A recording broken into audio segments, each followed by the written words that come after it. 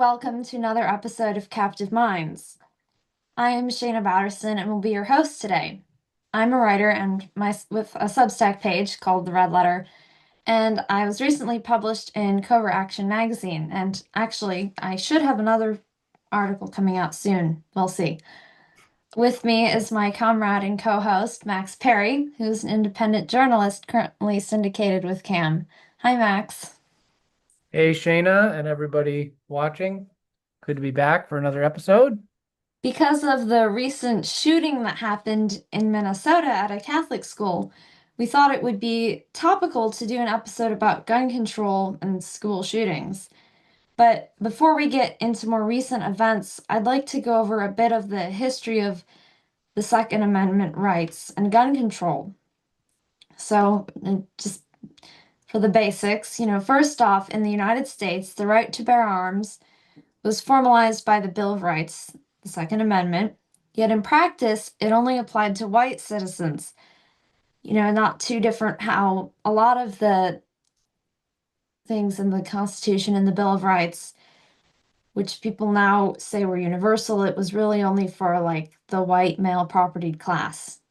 But anyhow, um, for example, Florida law from 1825 authorized for white people to enter into black people's houses and, quote, lawfully seize and take away all such arms, weapons, and ammunition.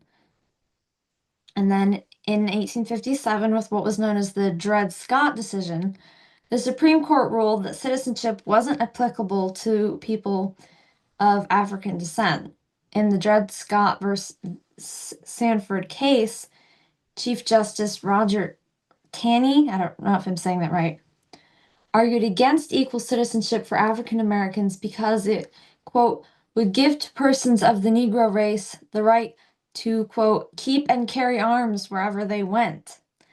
So as we can see, it was not this guns for all. But of course, during the Civil War, African Americans who fought in the conflict were armed, but with the rise of the racist Redeemer governments and the implementation of Jim Crow, there was a regression, and African Americans were deprived of the right to bear arms again. In the South, after the Civil War, the Black Codes, which were enacted there, made it a crime for a Black person to own a gun. I think this recent shooting uh, in Minnesota, anytime one of these shootings happens, there's public outcry and call for inevitably stricter gun laws. And I think polls show that something like 80% of Americans want to make it more difficult for people to be able to access the kind of firearm that was used in this shooting. I mean, it's always. I mean, I think this kid had like multiple guns, but usually it's always an AR-15 style rifle. And of course, it always gets framed within the two-party culture wars. I mean, in this case, this shooter was apparently transgender, and so you've got Democrats on the one hand saying this is happening because of the availability of guns, and then you've got conservatives saying, well, this shooting happened because this person was mentally ill, and it's because of their gender status. But I think that, yeah, the substance of the issue always gets lost whenever one of these shootings happens. And yeah, a lot of the people who advocate gun control, ironically, are always usually unaware of its racist history, as you were noting, going back to its origins with the black codes.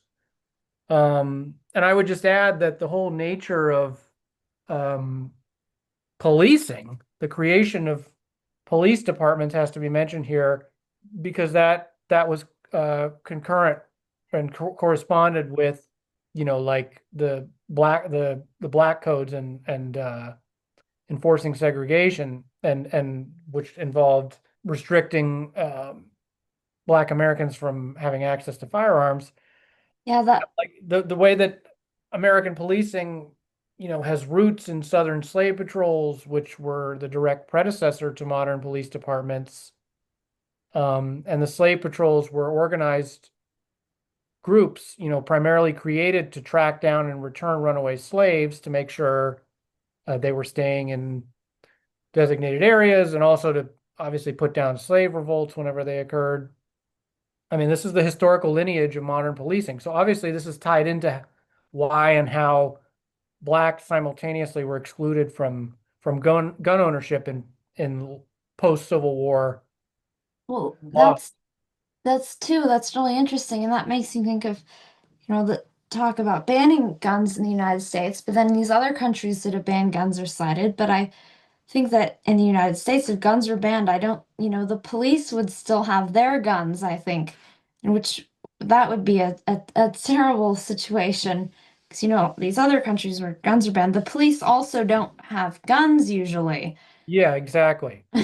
Or they're not, I mean, they have them, but they only use them when they need them, like in whether it's the UK or Australia. I mean, like police are not militarized in the way that they are here, like where even small towns have SWAT teams now, with the 1033 program where they get supplied with uh, military grade ammunition or weapons, military grade weapons. There's like a distribution program with the US military. And actually frequently US police departments like the one here in Baltimore actually get training from Israel, so go figure. Oh, Um, great. But yeah, I mean, the idea that, I mean, this is the whole issue with gun control. It's like putting exclusive access to firearms, especially in the United States here, into the hands of exclusively U.S. Police departments. I mean, the most violent group that there is. I mean, the amount of police killings in the United States is well over 1,000 every year. Shooting unarmed civilians. Usually around half of them are black, and when you look at the pop, I mean, it's a minority group, so they're disproportionately uh, impacts black Americans are among those killed. I mean, yes, more whites do get killed by police, but ratio wise, when you consider the demographics percentages, blacks are disproportionately victims of police violence. And that's why I was mentioning the history. It's important to look at the way that police departments originated. I mean, prior to the abolition of slavery, slave patrols were legally mandated in slave owning southern states and basically functioned as like a form of social enforcement or social control over enslaved black people. And after the Civil War, those patrols were essentially, if they essentially evolved into the formal police departments in the antebellum South, and their duties were adjusted to include enforcing the segregationist black codes you mentioned, which, if you're not familiar, they were discriminatory state laws passed in the aftermath of the Civil War in order to, in the South, to maintain control over the newly freed black Americans. One of the ways in which the black codes aimed at controlling the black population was through restricting gun ownership. So, even though slavery was technically abolished, there were all these discriminatory laws that were passed against them, including restricting their right to bear arms. Uh, they were also disenfranchised and generally treated as second-class citizens. Not to mention, Yeah, you had the rise of convict leasing, which basically resembled a state slave economy with forced labor. Law enforcement were given free rein to, these people were freed. But of course, their status, they were still extremely poor and had very little to no rights. And so law enforcement, even though they were technically free, the law enforcement could round them up for minor offenses like vagrancy, loitering, breaking curfew or whatever, and then basically just re-enslave them within the newly emerging prison system. And I mean, a lot of this was discussed in this documentary that was very popular a few years ago, especially during the George Floyd protests, called The 13th, which is, one's thoughts about BLM and the way it serves the Democratic Party agenda, the way it's been co-opted. leave that aside, I mean, that documentary 13th, it does have a lot of accurate information in it, about the 13th Amendment, which was passed in 1865, and Southern states, in order to, I mean, they were suddenly faced with this situation where they no longer had the forced labor force with the abolition of slavery. So they had to take advantage of a loophole in the 13th Amendment that permitted involuntary servitude for the punishment of a crime. So anyway, I mean, I don't want to veer off too far from gun control, but my point is that there was racist legislation that continued after the abolition of slavery that kept black people in a subjugated, oppressed position. And not only is it part of the roots historically of mass incarceration, but also that gun control was inherently wrapped up in that. And Yeah, you know, exactly. And it's just an aside, as an aside, it's funny. Well, it's always talked about like in communist countries they have the forced labor.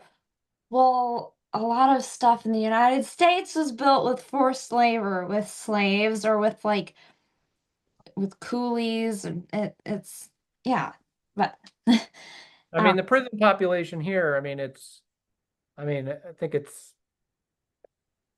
I mean, I can't remember the exact statistics, but it's like well over a quarter of the world's prison population. no, it's really high and it gets overlooked and ignored. But yeah, Mhm. the gun control has,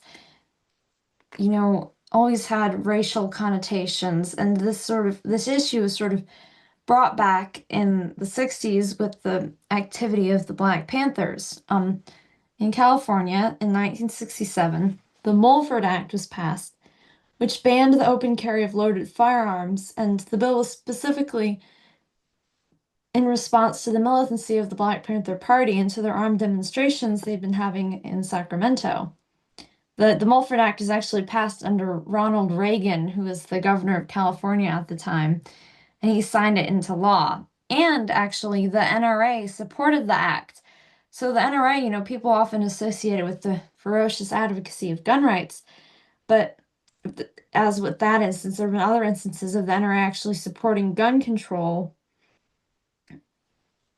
when it becomes cast in this racial light. So Yeah, I mean, the NRA, I mean, they really stand for the interests of gun manufacturers, but also they really represent, U.S. gun culture has always had a sort of racist element to it. And, like, I mean, a perfect example is like, I mean, as far as their negligence goes in terms of, I mean, the NRA is never interested in sticking up for the Second Amendment rights of Black Americans. I mean, I remember living in New York City during stop and frisk, which was, the NYPD was given carte blanche to, just stop and detain people if they looked suspicious. So of course, uh, blacks and Latinos were disproportionately targeted during that campaign, when Bloomberg was mayor, and it was a disaster, and there was significant backlash to it. But of course, the NRA was nowhere to be found as far as sticking up for the rights of Black Americans. I mean, they never said a word about, what was an unconstitutional policy that harassed and targeted minorities. So I think, one can be opposed to the sort of reactionary U.S. gun culture, and its historical ties to racism, the way it has always played on fears, and there's a double standard of its application, where an organization like the NRA consistently fails to stand up for blacks when their Second Amendment rights are violated. Though it should be noted that in recent years, the rate of gun ownership among blacks and other minorities has skyrocketed.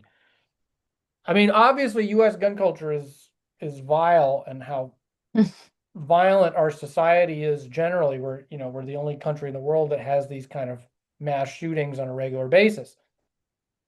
But the question of gun control is very complicated because, again, who are you going to be empowering to get guns off the streets. I mean, you're basically putting the exclusive right to own guns in the hands of law enforcement, who are the most violent people that they are. I mean, not to mention the US government itself and everything it does abroad. I mean, as I was saying, the number of fatal shootings by police, it's well over 1,000 a year. So this is a complex question. I mean, No, exactly. And I mean, now it's associated like if you don't, I mean, if you don't support gun control, it's because you're right wing. But for example, I mean, like the Black Panthers supported gun rights and they advocated for it as part of like a larger strategy and of having militancy and sort of I guess related to showing the racist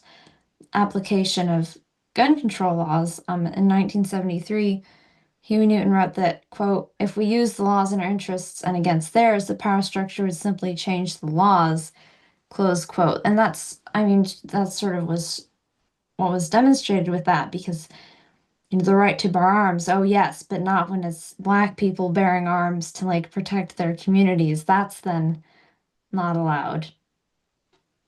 yeah, But I mean, I think that the kind of gun culture that something like the NRA represents. I think that U.S. gun culture, I think that we see today is, I mean, it's difficult to pin down, but I think you can trace it back to being a product of the post-World War II era and the Cold War. yeah. You had surplus firearms, became a cheap consumer good, and there was advertising that really kind of like played on and exploited people's anxieties about fear of others and social alienation, not to mention the social context of the Cold War, fear of, like this paranoia of about domestic subversion. I mean, there's an anti-communist kind of roots to this, fear of political dissidence among our society, domestic subversion. Not to mention, I mean, a big factor were racial tensions. So guns became, instead of just a thing for hunting or a tool, they became almost like a part of American identity and like a political identity marker, a form of expression of like Americanness.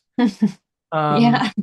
and I think that that's sort of what emerged from the it sort of emerged from the context of the Cold War.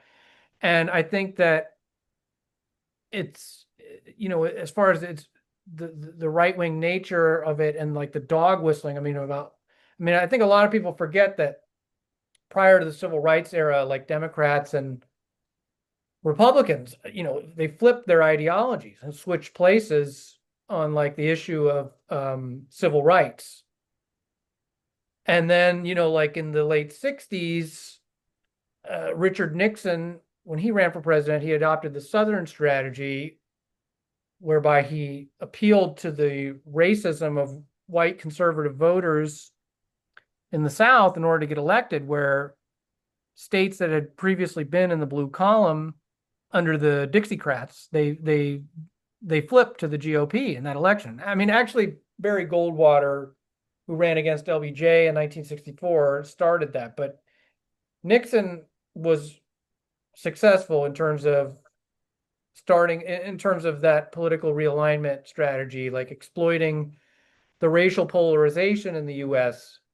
He was successful with it in winning the presidency, as far as, dog whistling, running as a law and order candidate, and then the declaration of the war on crime, and then later the war on drugs, of course, both of which disproportionately impacted Black Americans. That also contributed to this. But that's sort of like where gun culture became, as far as what the NRA represents, like this, it's racist rhetoric about, stand your ground and right to bear arms, but like it represents like a really like a petty bourgeois or like middle class tier that's like hanging on to the property they own or whatever, but also like specifically like white flight areas, this fear of crime in the inner cities making its way out into the racially homogenous suburbs.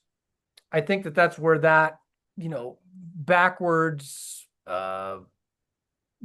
provincial, parochial, whatever you want to call it, U.S. gun culture, that's sort of where that stems from. I mean, but again, the question of gun control, one can be opposed to gun culture, but also be against gun control because fundamentally it comes down to whether you think the U.S. government should have a monopoly on armed force. So the Black Panthers were, their community was under siege by law enforcement and being kept in a subjugated position, and so they were militant and stood up for the interests of their community.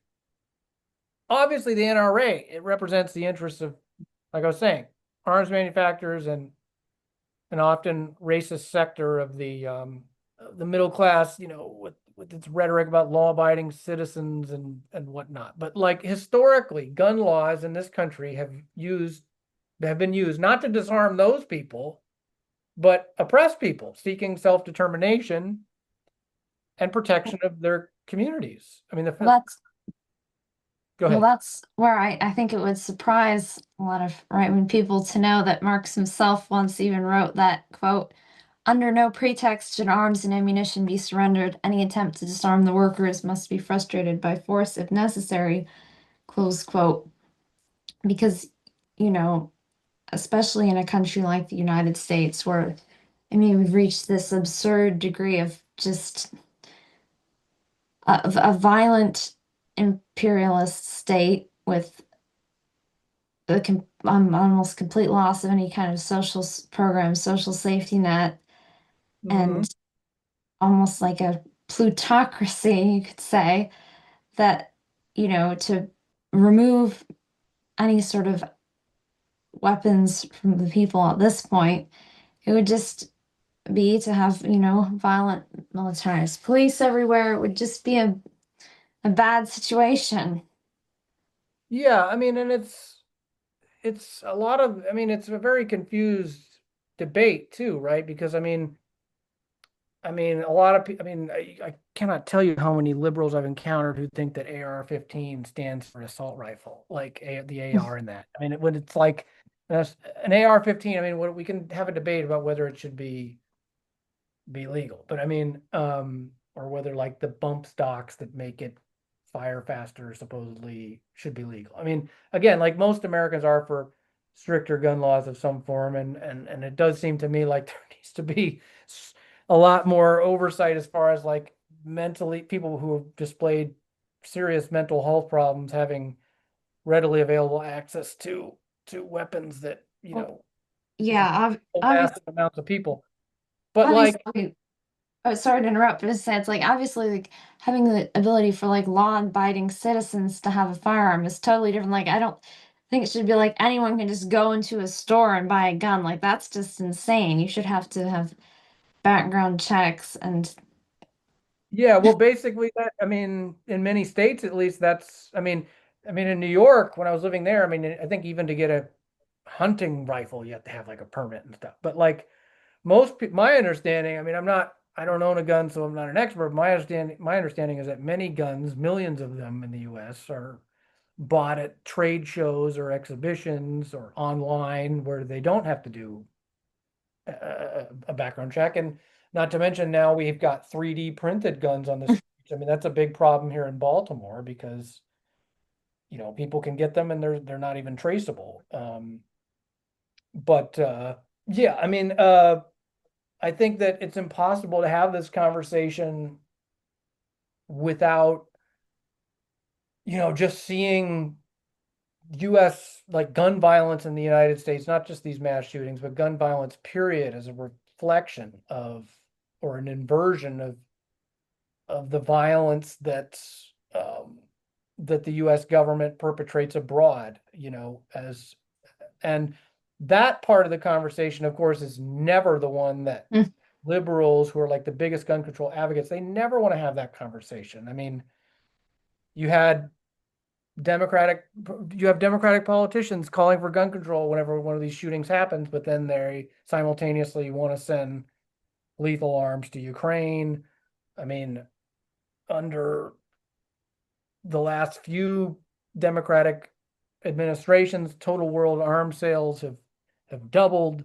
They've made some of the biggest arms deals in the world with the foreign countries like Saudi Arabia and Israel and whatnot. So, that part of the conversation is totally lost. I mean, not to mention, of course, the fact that the history of the United States being founded on genocide, slavery, uh, is obviously like it's no wonder that the US is such a violent society. But the level of that it's reaching with like the social alienation, specifically where young kids, the almost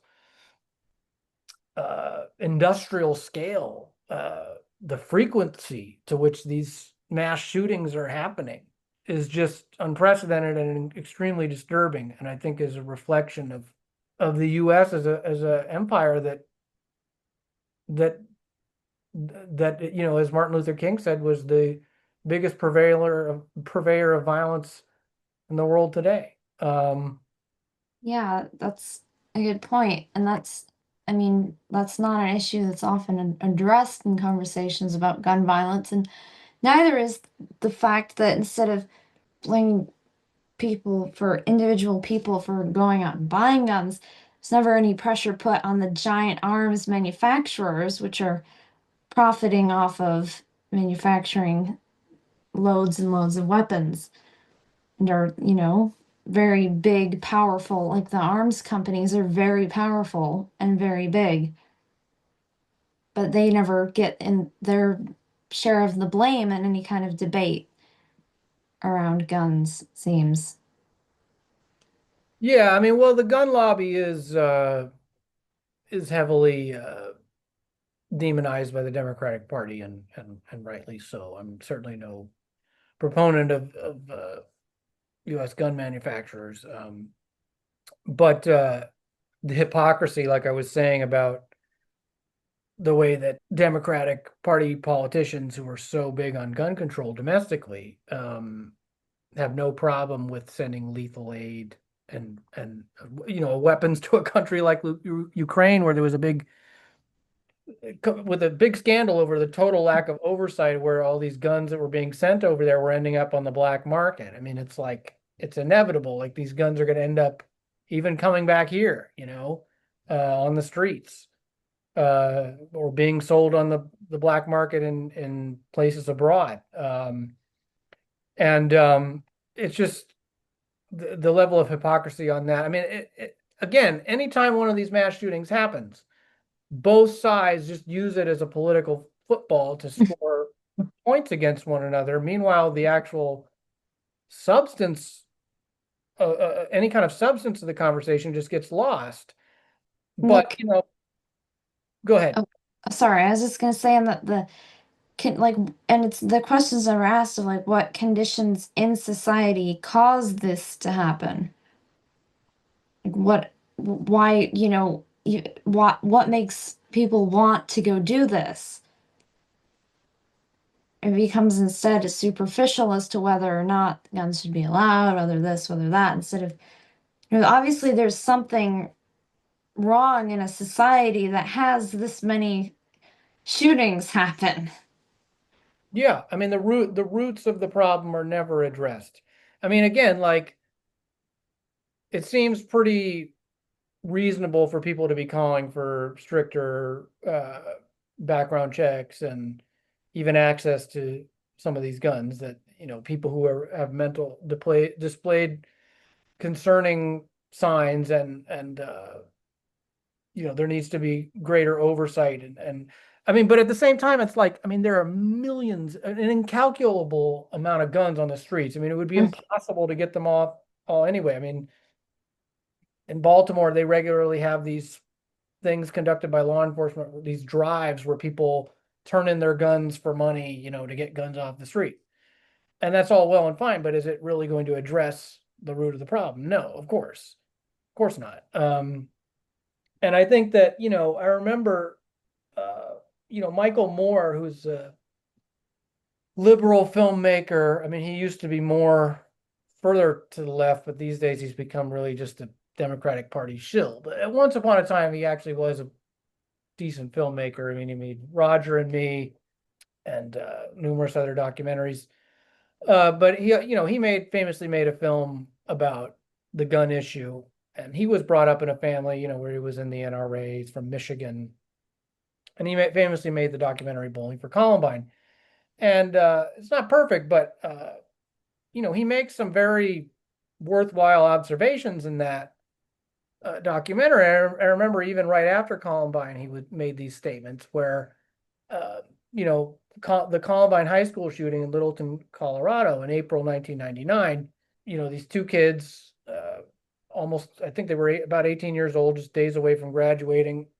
Eric Harris and Dylan Klebold, they, he, the ridiculous scenario was that they had just shortly before they brought a whole cache of weapons and stuff to school and shot up the school. They had gone bowling that morning, and so the documentary is just an investigation into what happened with them and U.S. gun culture in general. But anyway, long story short, my point was that he made, I thought, what was a great observation, which was that very same week in April 1999, the US was bombing Serbia. And it's impossible. I mean, the fact that no media outlets, they were so quick to talk about the music that Harris and Klebold listened to. I mean, Marilyn Manson and KMFDM and all these groups were singled out, and also the big thing at the time was video games, like were there first person shooters like Doom and stuff that these kids played was like the cause of why they did what they did. Anything but the connection, the fact that the US government is solving a problem abroad with violence. I mean, Mhm. Serbia, they bombed that country for almost 3 months straight using depleted uranium, and there's been great work by a number of journalists about it, and Michael Parenti and Diana Johnstone and so on. But that connection was never made. How the U.S. is an empire and it's solving problems abroad with violence. And It, sorry to interrupt. I just want to say exactly, and the politicians and leaders, which is not, which are their way of solving problems is with violence. Might makes right. The U.S. empire will overthrow, bomb, and do all sorts of stuff abroad, and it becomes like that's that by doing that, they're showing that's an acceptable ethos. That is the ethos of American society.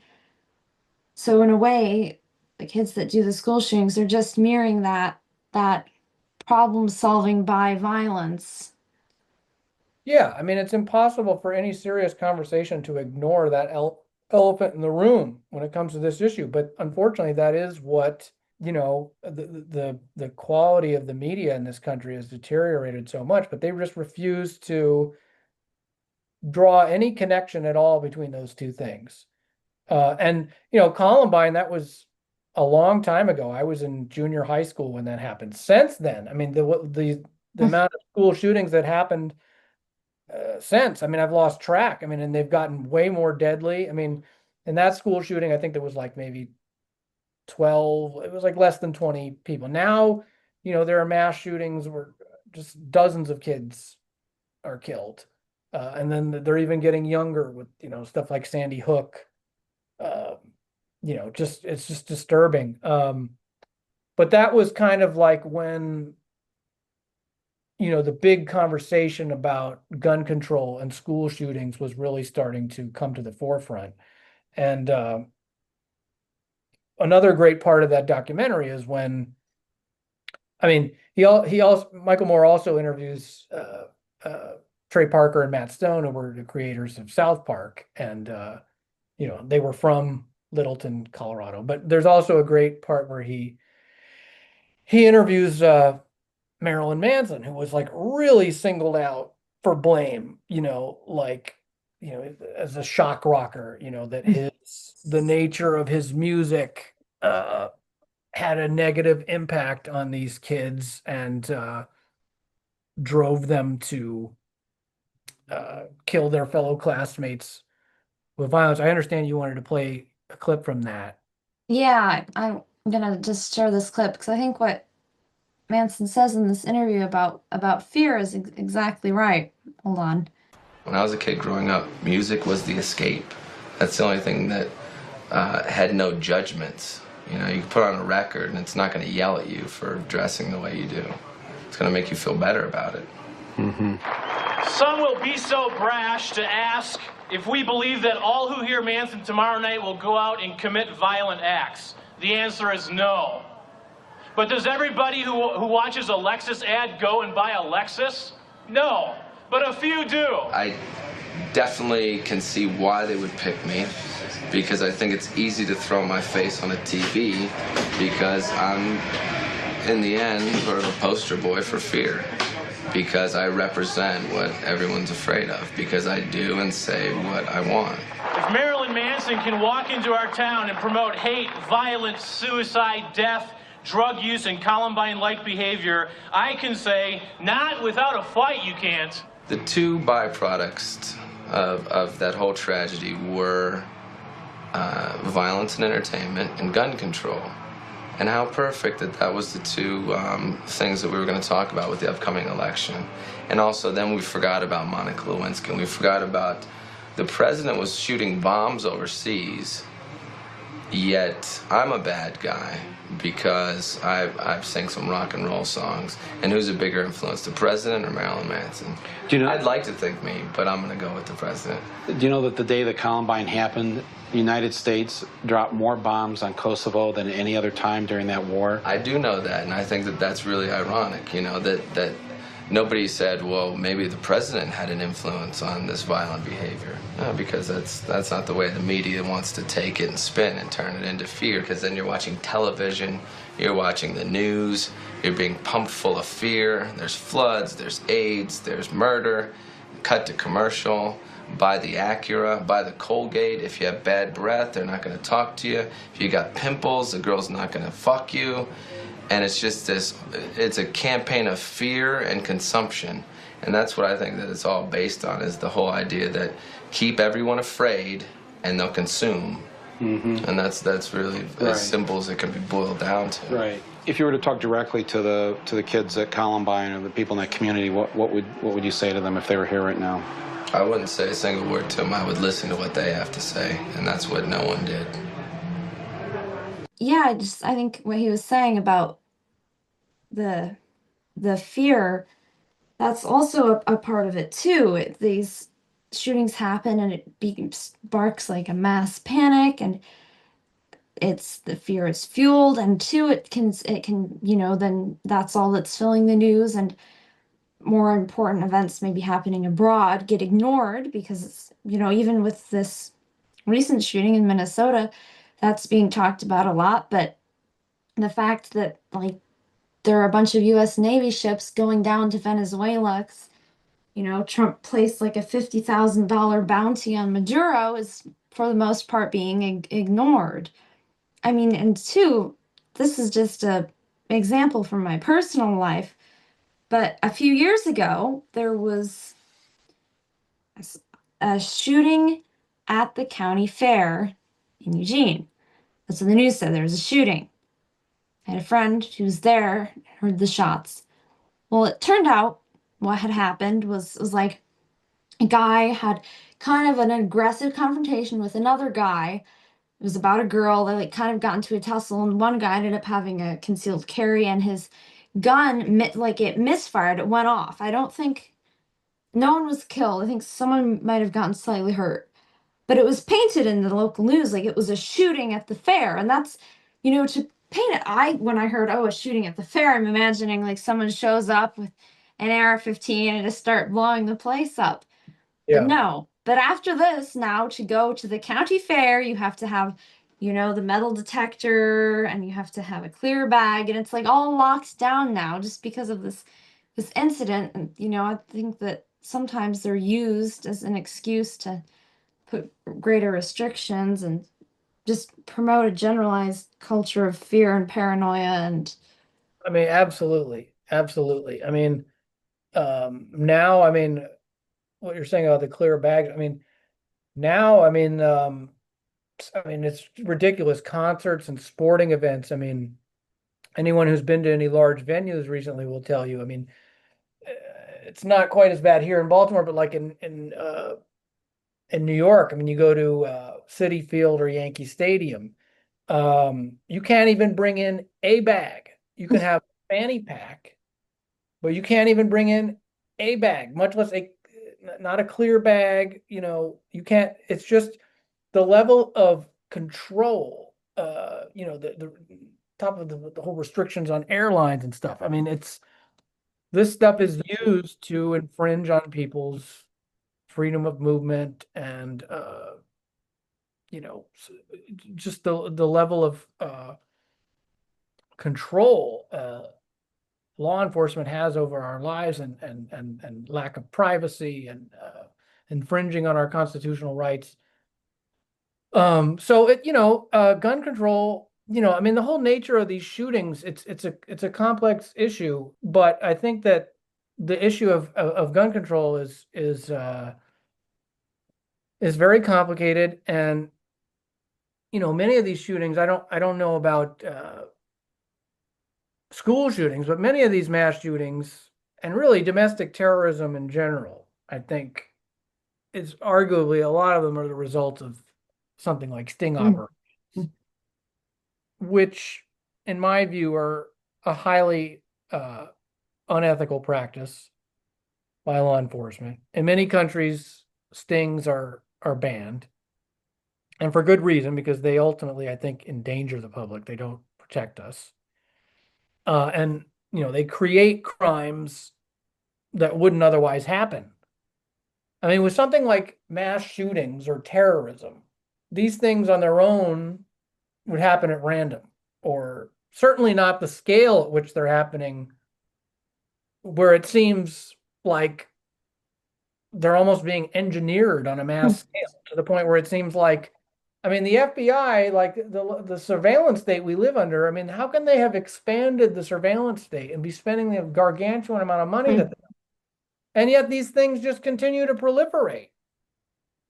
To the point Well, where it almost seems like they're being allowed to happen on purpose. and I mean, historically, the CIA has stoked and encouraged domestic violence to create an atmosphere of fear. And I mean, you even saw that with COINTELPRO and getting left-wing groups to commit violent acts. And so it wouldn't be and surprising at all if there was some kind of intelligence involvements in some of these shootings, whether it be allowing it to happen or grooming these lone gunman sort of people.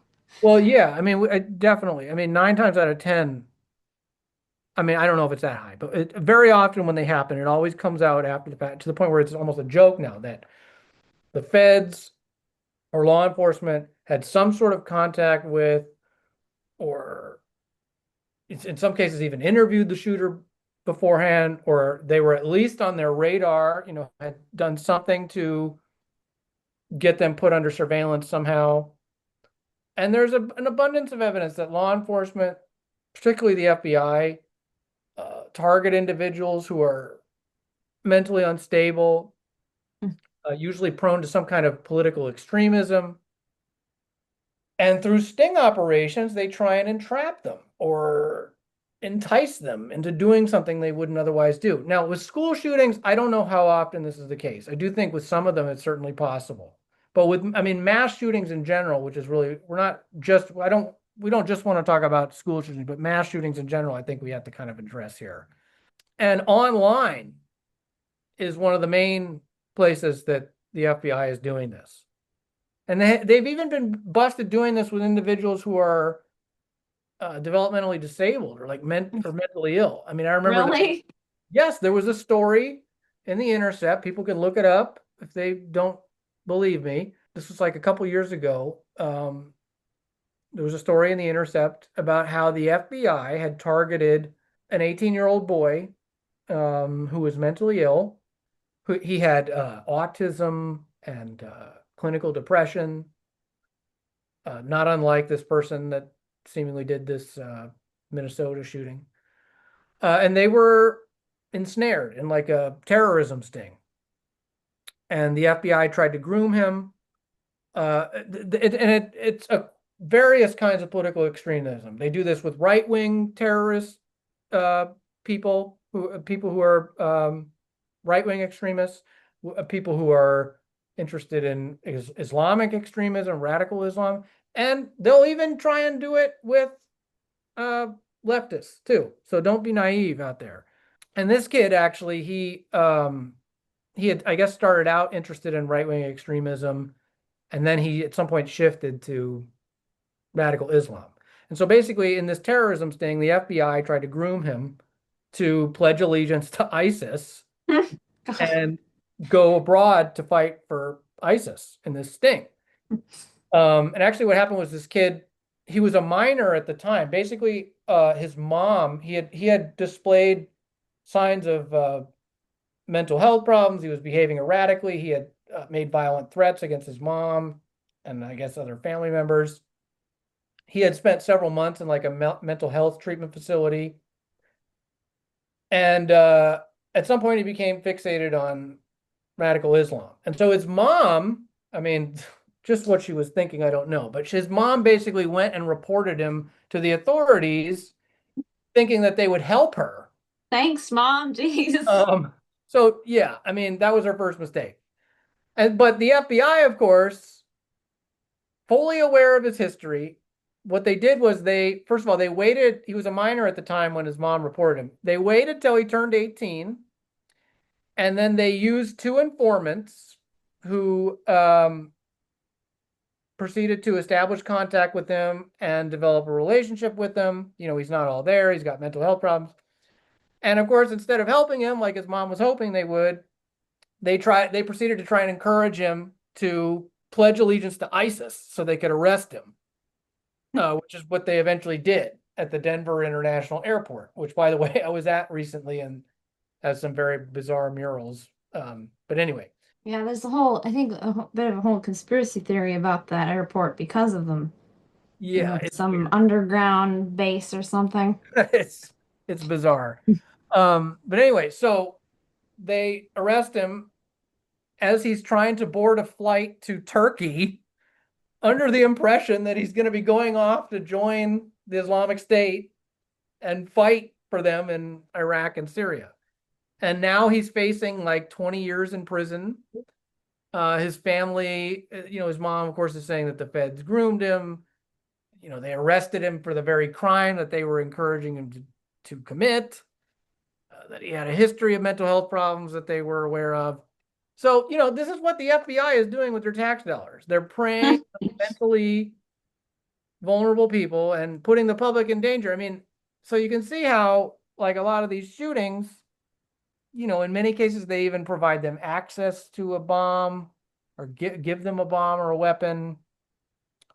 And, presumably they're supposed to catch them in the act, and, they want to see how far they're willing to go, because then they can charge them and send them to prison for longer. And I think with a lot of these mass shootings, I mean, people think it's a conspiracy theory, but in many cases they fail to stop them. And of course, like in the event that one of these stings goes wrong, are they really can they really be trusted to like fess up to like, oops, we made a mistake. We didn't show up in time and he started killing people before. No, I think they're going to cover their tracks. So I think in many cases, these are stings that have gone wrong. I mean, another perfect example, I mean, especially not just in terms of, FBI fingerprints being all over a mass shooting, but also the way that in the aftermath of one of these mass shootings happens, it gets framed in this distorted way by the media. Was the shooting that happened in Orlando in 2016, the Pulse nightclub shooting, which many people probably remember because first of all, the death toll was extremely high. It was like 49 people, and then like another 50 were seriously injured. But also it happened right in the middle of the 2016 election campaign that summer. I think it was June 2016 in Orlando, Florida. And it was just a perfect example of how the media puts a spin on these stories and they just get turned into this culture war, team sport, thing. In the same way that very cynically this tragic shooting in Minnesota is being used. Basically, for those who don't remember, it happened in Orlando. There was a guy who he was Afghan American and he was employed as a security guard. His name was Omar Mateen, and this club that was shot up in Orlando. It was a gay nightclub. He killed almost 50 people, and it was a terrible, horrific massacre. And he was held up, like in a standoff inside the club, and was later killed. I think he might have even killed himself. I'm not sure. But in the aftermath of the shooting, because the victims were people attending a gay nightclub, everyone in the media assumed that this was a hate crime and that the club was targeted because the patrons were gay, and that the shooter must have been homophobic. I mean, in the wake of the shooting, there were even claims that he himself was gay. Like people said that he had been on gay dating apps. Some people had even said that he had frequented the club, that he was repressed gay because he was Muslim. Whether or not it's true that he was gay, I don't know. Obviously, that wouldn't sit well because actually, well, I'll get to that later. But there were witnesses who came forward saying that he had attended the club and he was homosexual. But either way, the reason the club was selected, it came out later, was not because it was a gay club. But it was too late. You had not just the media saying this, but you had like Hillary Clinton at the time and other politicians repeating that this was a hate crime when they denounced it. And then on the flip side, you had people like Trump and Ted Cruz. They were making all kinds of like inflammatory remarks about Islam. So in the same way that this Minnesota shooting, you got people saying it was because he was trans. You got people saying we need greater gun control. Just becomes this culture war issue. But of course, it turned out to be bullshit.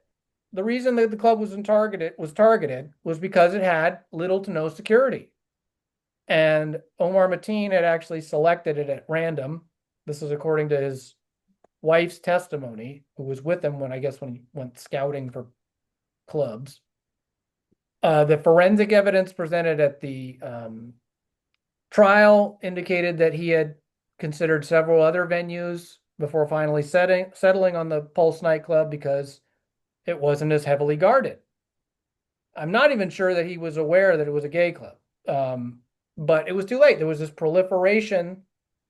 I remember there was like the whole "love is love" slogan that's attributed to the LGBT community was proliferated. And, in the popular consciousness, this was a hate crime. I mean, if you stop the average person on the street and you ask them if they remember the Pulse nightclub shooting or Orlando, they'll tell you it was a hate crime, but it's not true. Actually what happened was during the standoff when he was held up in the club after shooting all these people, and he was in a standoff with the police and negotiating over the phone, the transcript shows that he had pledged allegiance to ISIS and he was very upset over U.S. foreign policy in the Middle East. This was not motivated by a hatred of gays. And the other aspect of this that was totally ignored by the media was, he was Afghan American, and his father, Sadiq Mateen, had fought with the Afghan Mujahideen against What? the Soviet Union, yes, in Afghanistan in the 1980s before immigrating to the United States, where he remained politically active and he had a NGO that campaigned on issues related to Afghanistan. And according to an investigation by the journalist Nafiz Ahmed for Insurge Intelligence, who's like a weird guy. I don't endorse all his politics, but he's a serious journalist. Um, Omar Mateen's father had long-standing ties to a whole network of Afghan expats connected to the U.S. government and defense contractors and the Taliban even. And even more interestingly is that Sadiq Mateen, his father, had worked as a confidential informant for the FBI for several years, where he was probably, providing them with info about, people in the Muslim American community, I'm assuming related to terrorism or whatever, counterterrorism investigations or whatever.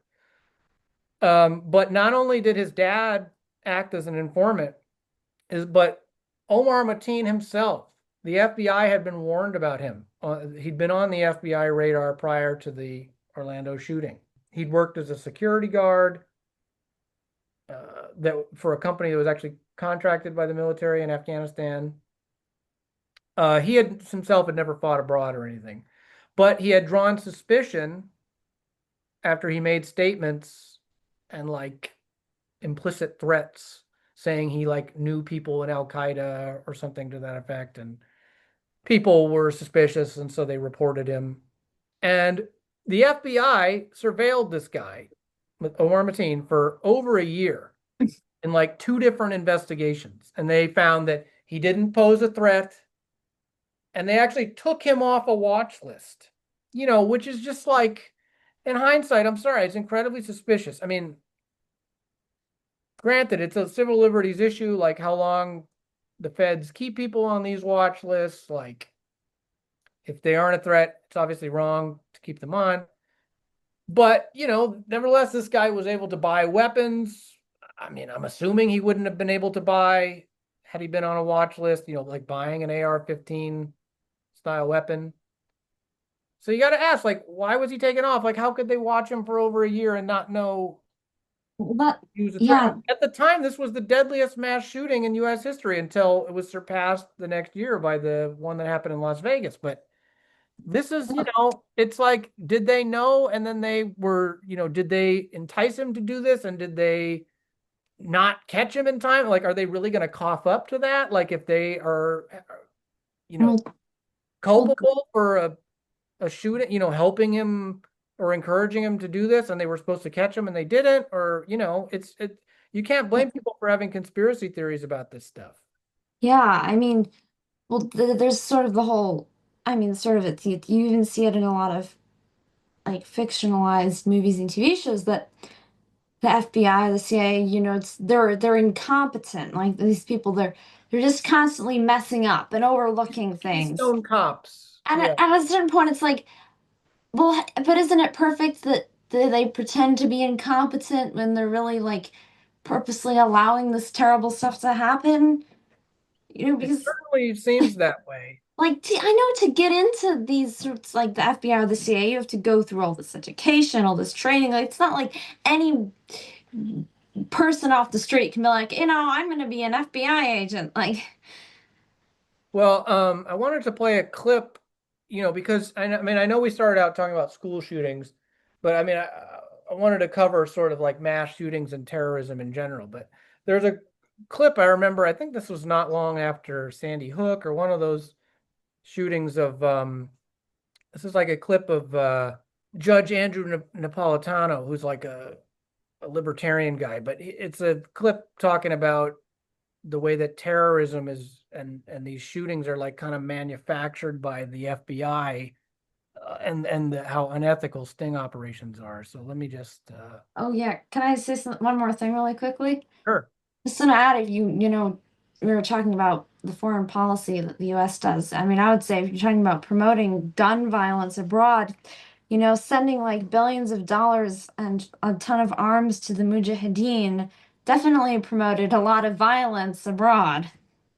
Yeah, look at the way that it came back, the blowback, of this this kid who's the son of a Mujahideen fighter. I mean, the whole interesting thing about like whether or not he actually was repressed gay, it's like, well, obviously that's not going to sit well with his dad, whom I'm assuming was not approving of that kind of lifestyle. But anyway, this is a clip of Andrew Napolitano talking about the manufacturing of terrorism by the FBI. Does the government work for us or do we work for the government? Can the federal government take credit for saving us from a plot of its own creation? Tonight, has the federal government kept us safe or does it just want us to think that it has kept us safe? Since the tragedy of 9/11, numerous crazies and low-level copycats have engaged in criminal behavior which they hoped would result in the deaths of innocent Americans and somehow advance their cause of jihad. If you ask the leadership of the FBI, most of whose field agents are tireless, dedicated, Constitution-supporting professionals, it will tell you that the FBI, has foiled about 17 plots to kill Americans during the past 10 years. What it will not tell you is that there have been 20 foiled plots, and of them, 3 were interrupted by members of the public. The 17 that were interrupted by the feds were created by the feds. We all remember the 3 that were foiled by diligent Americans: the shoe bomber, the underwear bomber, and the Times Square bomber. In all of these cases, the crimes charged were those of attempting to kill and conspiring with others to do so. In all 3 of those cases, alert Americans on transcontinental flights or in the streets of New York City told authorities of bizarre behavior or actually subdued the threats themselves. There was no foiling by the FBI. The plotters were, thankfully, bumbling fools who had poorly planned their criminal behavior and who ended up harming no one. All 3 are serving life terms. But the more curious cases are the remaining 17 for which the federal government has taken credit. They all have a common and reprehensible thread. They were planned, plotted, controlled, and carried out by the federal government itself. In all of these 17 cases, from the Fort Dix 6 to the Lackawanna 7 to the Portland parade bomber, the feds found young men of Muslim backgrounds, loners who were bitter at America. They befriended them, cajoled them, and persuaded them that they could change the world by killing Americans. In all these cases, agents worked undercover and portrayed themselves to the targets as Arabs of like un-American mind. In some cases, the federal agents used third parties to act as middlemen. The third parties were typically persons who had been convicted of crimes and who, in return for leniency at their own sentencings, were willing to work with the same feds who prosecuted them in order to help the feds entrap whomever else those feds were pursuing.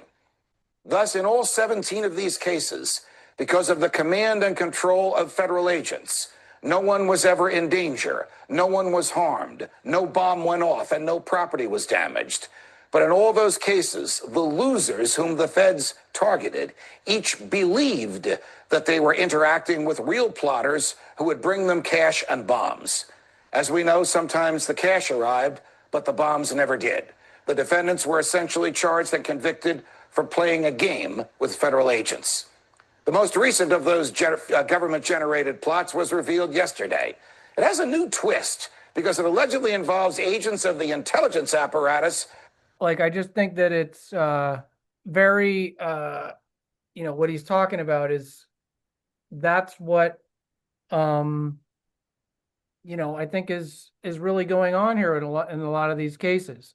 I mean, school shootings, I don't know, but it seems to me like the rate at which this stuff is happening and this practice they have of preying on mentally unstable people. I mean, and it's not, that's talking about mostly people who are adhering to Islamic extremism. I mean, this has happened with right-wing extremism as well. I mean, there was the plot to kidnap Governor Whitner in Michigan. That turned out to be an FBI sting. The informant basically designed the whole thing. And these guys were these complete idiots that they, probably otherwise would not have done anything, or maybe wouldn't have, they had ideas about it, but would they have actually followed through? No, it was the informant that was encouraging them and facilitating the whole attempt to kidnap her. And I think in many cases with these shootings, it seems like that's the case. And so many instances like where the culprit has had some sort of prior contact to some degree with the FBI, or at least been on their radar. This particular shooting in Minnesota, I don't know. I mean, this seems like a very young kid, but I do think that the way in which the Orlando shooting, the way that there was no regard for the actual truth about what had happened. People just took it and ran with their narrative. In that case, it was, it was an election year, and it was a way of, it was fodder for a campaign, about discrimination against LGBT people. They didn't care about the fact that the club was not targeted because it was it had no security. It had nothing to do with the fact that it was a gay club. And similarly, the way that it played into a lot of the Islamophobic rhetoric, the anti-immigration, we shouldn't be allowing these people from Muslim countries to come here, and Trump instituted the Muslim ban once he was elected, the travel ban. So these shootings, whenever they happen, they just become this culture war issue instead of getting into the real heart of the matter. And yeah, I think gun control, the racist history of gun control, people need to, keep that in mind, because historically gun laws, the first gun laws that were passed to disarm were passed to disarm recently freed slaves, as we mentioned earlier, to make it against the law for them to arm themselves. And then when the Black Panthers started to defend the Black community from police terror and marched on the California state capitol, with the NRA's support, they passed gun control legislation. So, as leftists, I think it's a big mistake to support gun control. The real roots and the actual cause of these shootings, the alienation and social decay in American society, needs to be looked at. Otherwise, these sorts of tragedies are just going to keep on happening, and it seems like there's just no end to them. I mean, and now they're just getting so bizarre. Like, I mean, it was almost like all the facts about the shooter, the way it came out, it was just so like picture perfect for the media. The fact that the shooter was transgender and is apparently dating had a furry girlfriend that they'd broken up. I mean, this is just perfect fodder to like demonize gay people and create this hysteria and moral panic about that transgenderism is going to turn your kids into mass shooters. I mean, I have a lot of issues with kids transitioning way too early and making hormone blockers available to minors and stuff, but like to create this hysteria about the LGBT community and mass shooting. And then at the same time, it's like there's this hysteria about, gun control. Like, is that really going to solve the problem? I mean, if you get rid of AR-15s, people are still going to have access to other firearms. Like, it's not addressing the heart of the matter. People are still, yes, I suppose it's like, okay, well, maybe the mass shootings, there wouldn't be 50 people killed. There'd be 20 instead, or whatever. Well, Again, it's not addressing the heart of the matter. Well, too, the people that would just commit that sort of a thing, they would be the kind of person that wouldn't be averse to going through illegal back channels to getting a weapon in the first place. Yeah. I mean, people are still going to get guns illegally. I mean, that's something that you see the right always say, that like the bad guys are going to have, we need good guys with guns, because the bad guys are still going to get their guns. I mean, to an extent, there's a kernel of truth in that. Like, would it be more difficult for them to get them? Sure. But again, it's just such a shallow discourse around this issue. And it's such a shame, because these shootings are just happening on an absurd scale. Thankfully, it was only a few kids that were killed at this one. It wasn't one of the worst ones, but once again, it put this issue in the spotlight. And yeah, I think most people are pretty ignorant, especially those who advocate gun control are pretty ignorant about the actual history of it. So yeah, so I think there's several aspects, the aspect of the history of gun control, but also the official narratives about these shootings really need to be questioned, and that's something that's been really stigmatized, especially after Sandy Hook, because of what happened with InfoWars. And as terrible as Alex Jones is, like, I'm sorry, I don't think he did anything wrong. It's like, yes, obviously it was not a hoax, and I'm not even sure that he really ever even said that. What was implied was that the official story. I mean, Adam Lanza, as far I remember reading somewhere that he had, I don't know if what extent, but I think that he'd had some sort of contact with law enforcement, or at least I mean, he had drawn suspicion. I mean, again, like, if someone has mental health problems and they're like purchasing large amounts of guns and stockpiling ammunition, and like, it just seems to some extent like, how can they not know that these people are going to do this with the surveillance state we live under? Exactly. I mean, it just seems to me like, I mean, even with probably the worst one, maybe even worse than Sandy Hook. I don't know. It's ridiculous to say one's worse than the other. They're all terrible. But like the one that happened in Uvalde, Texas, where, the cops, it was like 30, 40 deep, armed to the teeth, just standing outside the classroom, not going in there while the kid's shooting. The one guy that is like fumbling his keys to open the door. And people, there was this narrative that emerged that the cops were all a bunch of cowards. They were just pussies that that wouldn't go in. And that may be true. I don't know. But to me, it seemed kind of suspicious. Like, why are they not? I mean, there was a shooting not long after in another state, I remember, where the cops went in immediately and like blew the kid away. So like, how do we know that what happened in Texas? Like, are that we really just supposed to believe that they were all cowards? Like, how do we know that this kid hadn't been like, I don't know, encouraged to do this? He had made threats online. I don't know. I mean, that's just an example, but like, the official narrative about these shootings needs to be questioned. I mean, because very often it doesn't add up, and we know Yeah. that law enforcement is preying on mentally vulnerable people. I really don't want to believe that they're preying on minors, you know, committing school shootings. But like I said, there was that article in The Intercept talking about how they regularly do this. So Well, it wouldn't be out of keeping or with history or surprising if the FBI and the intelligence agencies were not, I mean, it wouldn't be surprising if they were encouraging or allowing these sorts of things to take place so as to, imprison people or expand surveillance.